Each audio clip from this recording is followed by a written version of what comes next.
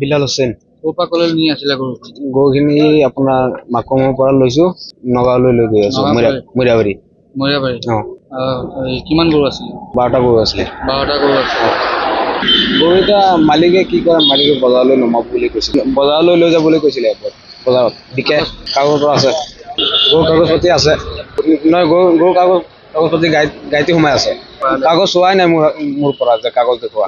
নামটো কি? আন্নান আলী। ক'ৰ পৰা ক'লৈ আহি আছিলে? মই আপোনাৰ মৰিয়াবাৰী আহি আছিলোঁ।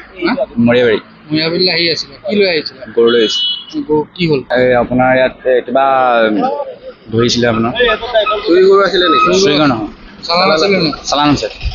মই কাকজানৰ পৰা উঠিছিলোঁ, বাকী মোৰ দাদা আছে, দাদাই আপোনাৰ কাকজানলৈকে আনি দিছিলে। ক'লৈ নিলা? মৰিয়াবাৰী বজাৰ। মৈৰাবাৰী।